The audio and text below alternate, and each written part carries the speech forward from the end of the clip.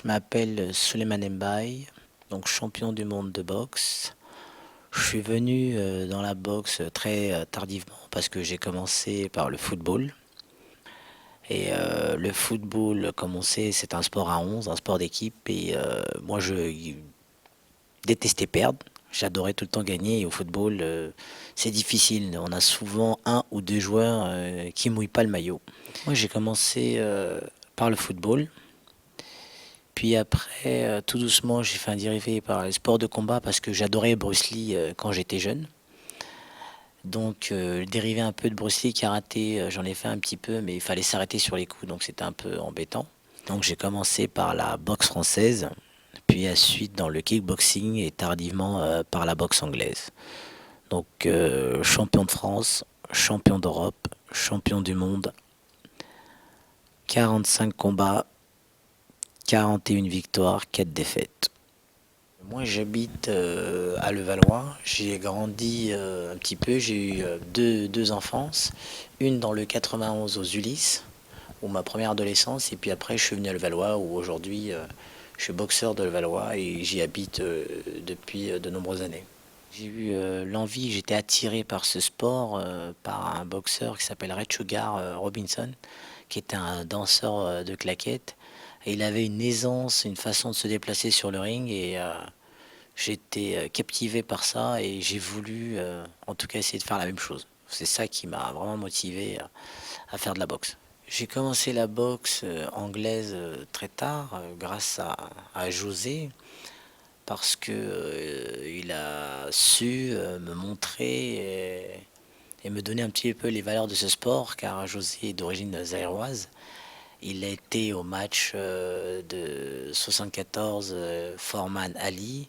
Et c'est vrai que tout le côté noblard, gestuel des points, l'escrime des points m'a beaucoup impressionné ou me l'a bien expliqué. Et c'est ça qui m'a donné envie de pratiquer un petit peu la boxe comme ces grands boxeurs. C'est vrai que José, au début, c'était pas un très bon poète, voire c'est quelqu'un que je n'aimais pas du tout. Mais il a réussi tout doucement à me donner la passion, à devenir un frère, un parent, un cousin. Aujourd'hui, je pourrais même pas le définir. Aujourd'hui, c'est devenu un parent, mais je vous rassure, c'était pas facile au début. Parce que José, c'est quelqu'un qui a un caractère très fort et puis il aime les résultats, les beaux gestes et il va jusqu'au bout. Donc c'est sûr qu'au niveau compliment, j'étais pas aidé, je crois, jusqu'à aujourd'hui, je n'ai pas eu de compliment. Mais à côté de ça, c'est un grand homme aujourd'hui, il fait partie de la famille, donc c'est grâce à lui aujourd'hui, depuis notre début de parcours en 94 et aujourd'hui en 2013, qu'on est ensemble, qu'on a gravi les paliers ensemble et de champion de France pro, on a fini à 3 fois champion du monde de boxe anglaise. Alors ce qui me caractérise, c'est la vitesse de bras, le coup d'œil vif, si on peut dire. C'est vrai que c'est toujours difficile de juger soi-même, mais bon, c'est selon les statistiques de d'autres. D'autres disent, oui, c'est vrai que je suis né hyperactif, et c'est vrai que la vitesse dans tous les combats ou dans tout ce que j'ai pu entreprendre au niveau du sport m'a beaucoup aidé. Le coup d'œil aussi, mais après ça, je l'ai pas travaillé, je crois que c'est de nature. Et c'est vrai que c'est tous tes compléments comme ça qui arrivent ou qui m'ont aidé à devenir champion. Et après, j'adore associer l'escrime des points et le jeu des secs parce que je pense que c'est une stratégie avant tout. Et la boxe est vraiment le sport idéal pour ça. Je pense en trois adjectifs soulés, c'est la vitesse, le coup d'œil et la stratégie. La stratégie, elle est plus complexe que les voies naturelles, on va dire, d'avoir le coup d'œil et de la vitesse, c'est un peu inné, mais la stratégie, ça demande une réflexion, une étude, une appréhension toujours. Et je pense que c'est ça qui fait que ça a marché pour moi. Alors moi, je suis d'origine sénégalaise, de la banlieue de Dakar pour mes parents. Et c'est vrai que le Sénégal a fait beaucoup pour moi au niveau mental, parce que mes parents m'y ont emmené très jeune pour voir un petit peu la différence ou la chance qu'on pourrait avoir, nous, enfants dits nés en France. Donc pour moi, on m'appelle le Sénégalois. Et c'est l'avantage de pouvoir dire la chance qu'on a d'avoir le choix, ou quand au pays, ben, on l'a pas du tout. Et on voit les gens toujours souriants. Et puis moi, ça m'a donné une grande leçon d'humilité. Et ça m'a permis de grandir et d'évoluer, et d'être où j'essaye d'être le plus humble possible. Sinon, et puis c'est de voir ces gens-là, et puis de me dire un jour, j'aurai la chance d'être un grand champion, et je le suis. Donc moi, l'Afrique m'a beaucoup donné, donc en retour, ce que je voulais apporter, c'était de leur donner bah, tout simplement tout ce que moi la boxe m'a donné, c'est-à-dire que les compétences, la rigueur et la stratégie, tout simplement en venant ouvrir un, un gym, une salle de sport, plus boxe spécifique, vraiment boxe, parce qu'on a un sport qui est très phare au Sénégal, c'est la lutte avec frappe. Donc qui dit frappe dit boxe aussi. Et il est très important que je participe, on va dire, en apportant du bon matériel, des infrastructures, donc de venir avec des entraîneurs, des coachs spécifiques boxe, afin de, pourquoi pas, décrocher un futur champion du monde sénégalais. Bah, la musique, c'est une grande partie, on va dire, c'est un peu mon ombre, parce que nous, on va dire qu'on est né dedans. La musique, c'est vrai, comme dit ma jeune enfant, je suis parti au Sénégal, et là, on fait, on danse, on mange au rythme de la musique, parce que c'est vrai que ce côté musical nous fait oublier un petit peu la misère, et au contraire nous permet de nous rencontrer. Et c'est vrai que c'est ces racines-là qui m'ont vachement aidé bah, tout simplement à boxer, parce que j'adore me déplacer, mais toujours sur un son musical. J'en écoute tout le temps, à la salle, hors de la salle, et aussi quand il m'arrive de trouver des amis. Donc c'est vrai qu'on danse tout le temps, de se retrouver, d'être dans la joie, dans le bonheur, et c'est ce que crée la musique, et voilà tout simplement pourquoi j'en écoute tous les jours. Alors moi, la musique me fait vibrer et transcender. Bon, musique salsa, afro-africaine, du rap, mais surtout James Brown, le vrai, avec son fabuleux les GBs. Là, avec cette musique-là, là, je peux aller même défier Tyson. Non, je plaisante. Alors le nom de Sensation, il est devenu par mon manager Bernard Ross. Parce qu'effectivement, on va y trouver des noms un petit peu qui étaient associés à ma boxe, sur la vivacité, le coup d'œil. Donc j'avais un peu le félin, le léopard, enfin des choses où ça me convenait pas trop. Et puis lui, il a trouvé The Sensation. Alors au début, je comprenais pas, mais c'était la sensation. Effectivement, j'adorais le fait d'essayer de donner des sensations, des bonnes vibes à des spectateurs qui sont pas box du tout, et c'est vrai que c'était plus ou moins un prénom qui me correspondait. Une journée typique de Sensation, on se lève à 10 heures, on va faire un footing d'une demi-heure, 40 minutes, tout dépend, puis de là on retourne, on se repose 2 heures, on va à la salle, et là on retrouve le bourreau José, je rigole. Donc avec José, là on a facile 1 heure et demie, 2 heures, entre minimum 15 zones à je sais plus combien. L'idée, c'est de travailler à fond pour que les 12 rounds puissent passer plus facilement. Près de là, on rentre, on se repose, on va dire 2 heures. Vers les coups de 2 heures, 2 heures et demie, on se repose, on repart vers 6 heures, et là, on attaque tout ce qui est musculation. Alors, musculation, poids de corps. Donc, on travaille sur l'acide lactique, donc c'est sur des pompes claquées, qu'on fait un maximum de répètes avec peu de temps de repos pour avoir un maximum d'acide lactique, pour que les bras soient le plus lourds possible, pour qu'après qu'on s'habitue, ce soit plus facile sur des enchaînements le jour du combat. Ben, mes talents cachés, à vrai dire, je sais pas si j'ai des talents cachés. Ben, j'aime bien vivre tout simplement, j'aime bien bouger, j'aime bien la rencontre des gens, découvrir. C'est vrai que après, parce que je ne boxe pas tout le temps, ben, j'ai investi dans la restauration, donc avec mes sœurs. Je suis aussi agent, on va dire, conseiller de joueurs, des jeunes joueurs de football, parce que je pense que c'est très important de pouvoir les éduquer dans la vie sociale au niveau du sport. C'est vrai qu'un footballeur ou un boxeur, généralement, il a le talent pour va boxer, mais après, c'est de lui expliquer à tel moment où il faut que les choses, lui expliquer les choses, comment vont se dérouler, plus ou moins dans un plan de carrière, parce que c'est pas trop évident d'avoir autant d'informations et pas être au courant. Et sinon, non, moi je suis dans la création, du développement, j'essaie de développer des choses à l'étranger et de trouver vraiment les choses qui pourraient me correspondre. Sinon aussi, je me lancerais bien dans le cinéma parce que j'ai eu la chance de rencontrer Gérard Depardieu qui m'a dit que selon les scènes qu'il avait, il faisait un peu de boxe.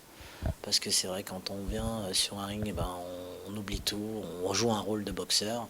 Et c'est exactement ça. Et puis c'est vrai que j'aimerais bien, si j'ai fait quelques petits cours en court-métrage, effectivement. Et puis voilà, c'est un peu ça. Moi, je découvre les gens, ça me permet de voyager, donc effectivement, j'arrive à parler quelques langues. Je crois qu'on appelle ça polyglotte. T'as vu, en plus, un boxeur qui réfléchit, c'est pas évident. Donc, non, non, voilà, j'ai cette chance aussi de voir du monde et de pouvoir espérer développer beaucoup de choses. Alors, en 2006, on devient champion du monde, mais 3 ans avant, on fait un champion du monde à Las Vegas. Donc, je perds de peu. Et en 2006, c'est la consécration. Mais avant, grand coup de panique. On monte sur le ring, stressé de ce qui s'est passé 3 ans avant. Et là, coup de panique, je reçois un crochet gauche à la tempe, donc là je titube de partout. Là c'était le cas, je faisais Ray Sugar Robinson mais à l'envers. Donc là c'était super difficile. Et donc là c'est l'histoire qui se répète de 2003. Et là un sursaut au deuxième round où là je me dis non, il n'est pas possible, c'est soit on perd tout, soit on gagne tout, mais pas vivre deux fois ce qui s'est passé il y a 3 ans. Et la grande surprise, je gagne KO, quatrième round, devant Raoul Balbi, qui avait battu Julien Ursi, qui est un super combattant. Consécration d'être champion, le lendemain, alors je réalise pas totalement, mais je le vois à travers les visages. C'est à travers les visages que je m'aperçois, où je me rends compte que j'ai fait quelque chose de grand. C'est sûr, on a un petit enfant de la banlieue qui a pratiqué de la boxe française et qui finit la boxe anglaise et d'être champion du monde. Tout le monde n'y attendait pas, moi le premier. Donc c'est vrai, et là enfin je réalise que tout simplement je serai dans les tablettes, quoi. Je veux dire, de mon vivant ou de ma mort, euh, je suis dans les tablettes de la fédération WBA super léger, champion du monde. Et ça c'est énorme, je pense. 13 juillet à Monaco, championnat du monde super léger WBA. Donc on a préparé cet événement avec José depuis des mois en avance. Donc c'est pour la reconquête du titre. Et pour cela, on s'en va dans peu de jours à Sheffield, où il y a un grand entraîneur, où il y avait des grands boxeurs comme Nassim Ahmed, Junior Witter. Et là, pour pouvoir boxer des gauchers, parce que mon adversaire est un russe gaucher. Et là, il y a un adversaire, il y a plusieurs styles de sparring qui me conviendront, qui seront au style du russe pour pouvoir bien me préparer face à lui le 13 juillet. Alors moi, mes idoles, tout le premier, c'est Ray Sugar Robinson, grand danseur de claquettes. Après, forcément, il y a Mohamed Ali, où on ne peut pas présenter. Et Pernell Whitaker, c'est l'art de l'esquive, intouchable. Sur chaque enchaînement, il trouve la position pour pouvoir vous déstabiliser. Et vraiment, moi, qui m'a subjugué, c'est Roy Jones. Roy Jones, où là, j'ai vraiment tout copié. J'ai essayé du moins, non, vraiment Roy Jones, ça a été la consécration, c'est vraiment lui qui m'a poussé à devenir aussi bon, on va dire, que lui, essayer de le ressembler. Et aujourd'hui, c'est sûr aussi, le même style l'a fait après moi, Floyd Mayweather, tout ce style de boxeur élégant. Alors, c'est vrai que c'est très dur, mais il y a une part de folie dans la boxe, il faut se le dire. Mais cette folie, elle est explicable parce qu'il y a un jugement envers soi-même. C'est-à-dire on peut tout dire aux autres, mais on ne peut pas se mentir à toi-même. Et la boxe, en général, c'est qu'on est face à nous-mêmes, face à nos peurs, face à nos craintes, aux découvertes surtout. Et je pense que la boxe, c'est un sport où on ne peut pas tricher. Et qui dit qu'on ne peut pas tricher, forcément, arrive un moment, on a un résultat où on ne peut qu'avancer, au moins de se connaître, savoir ses points faibles, ses points forts. Et c'est ça qui fait qu'un boxeur en général, pour pas dire un grand boxeur, on est issu d'une grande famille. Et c'est ce qui fait que dans chaque salle ou dans chaque combat après, vous voyez un fair play qui n'existe peu dans d'autres sports. Le conseil que je pourrais donner à des jeunes boxeurs, c'est ne lâchez rien, soyez vous-même avec votre propre style, mais ne doutez jamais. Quoi qu'il peut se passer, ne jamais douter. Tout est psychologique, c'est-à-dire que on se donne tout, mais alors tous les moyens pour réussir. Et si on n'y arrive pas, tant pis, au moins on peut se regarder devant la glace et se dire bon, j'ai essayé. Alors, Tommy Zigoubi de Paris Fight, je le connais pas celui-là déjà. Non, Tommy, ben, on s'est connu tout petit. On va dire c'est plus lui qui m'a connu parce que moi j'ai commencé la boxe française comme j'ai dit tout petit et Tommy lui était déjà là. Moi j'ai démarré à Colombes, puis après je suis venu avec Christophe Debusier à Clichy où on avait le team moi, Christophe, Fred Belloni et Franck Mézache. On a vraiment, on va dire, passé notre jeunesse ensemble et Tommy était là un petit peu le parrain. Et c'est de nombreux stages qu'on a fait ensemble et la complicité qui s'est fait naturellement, qui s'est fait hors boxe aussi, qui fait qu'aujourd'hui on est frères, cousins. Voilà quoi, il y a juste nos parents qui se sont pas vus, mais c'est pareil. Mon pire souvenir de boxe, je crois que c'était à Las Vegas.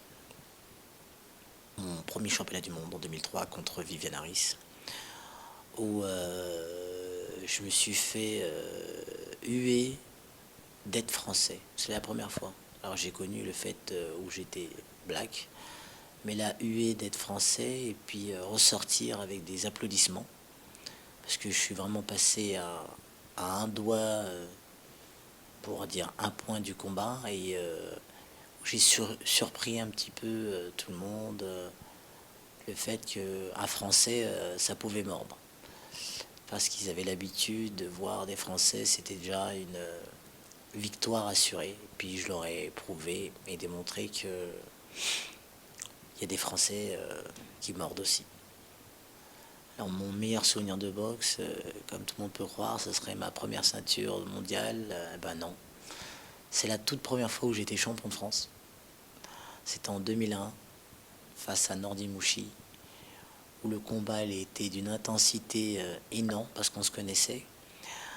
Pour la petite histoire, Nordi Mouchi était un membre d'équipe de France qui a fait les Jeux d'Atlanta 96 et moi je faisais de la boxe française. Et c'est lui qui m'appelait Whittaker parce qu'il aimait bien comment j'esquivais et il m'a dit un jour tu feras de la boxe anglaise. Et puis pour le con, on s'est rencontrés le 24 avril 2001 à Levallois, le premier championnat de France face à Nordi Mouchi. C'était un combat d'émotion, d'explosif, d'intensité énorme parce qu'on s'est battu jusqu'au bout. Et c'est là où j'ai vu dans les yeux de José, ma famille, beaucoup de gens, le bonheur que j'ai pu apporter. C'est vraiment l'un des seuls souvenirs, le meilleur. Enfin, seul. Il y en a eu beaucoup d'autres, mais le premier, c'est celui-là. Alors moi, à mon petit garçon aujourd'hui qui est âgé de 5 ans, si il voudrait me dire, il voudrait faire de la boxe, je lui dirais oui. Parce qu'au-delà d'être champion, il y a des valeurs humaines où chaque homme et femme a besoin de connaître et la boxe sont ces valeurs-là. Après, pour qu'il fasse de la compétition, c'est soit il est meilleur que moi, ou soit ça va pas être possible.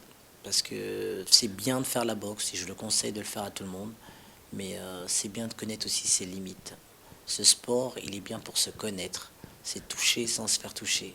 Quand on y va pour être vaillant et prendre que des coups, c'est pas intéressant, c'est pas l'intérêt de la boxe premièrement parce que c'est pas ce qu'on nous enseigne et surtout pour les coups qu'on reçoit. Donc oui, mon fils, je lui dirais fais de la boxe et puis fais le mieux que tu peux.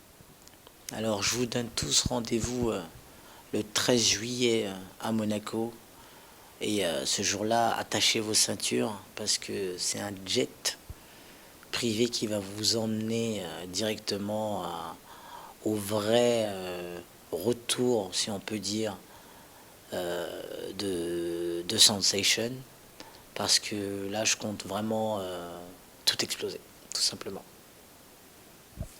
Le 13, avec moi, à Monaco.